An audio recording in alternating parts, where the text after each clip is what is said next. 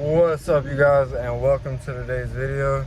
We just got the Tahoe back from an alignment, and now we're pulling it in the shade to cool off.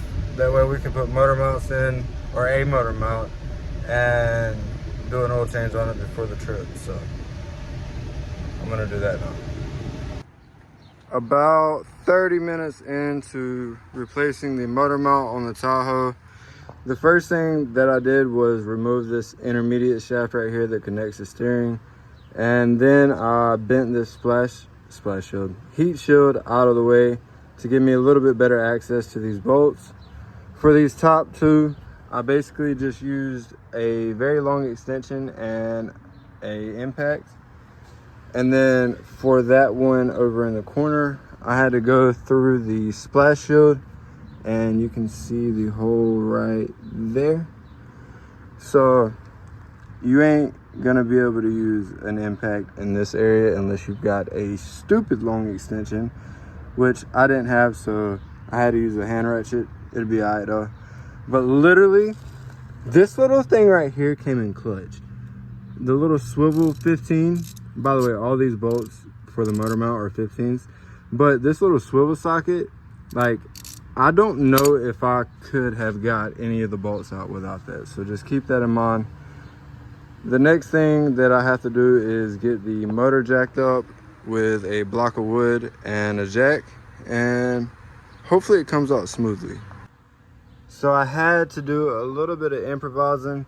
That is a wheel chuck and a piece of plywood, and basically it fits perfect on the back side of the oil pan. So that's the way that we jacked up the motor.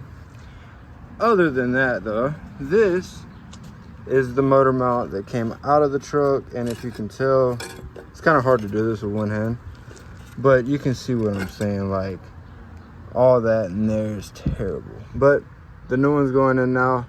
We're about 45 minutes deep, so we're making progress. Coming out is the easy part, but getting it back in is proving to be more difficult.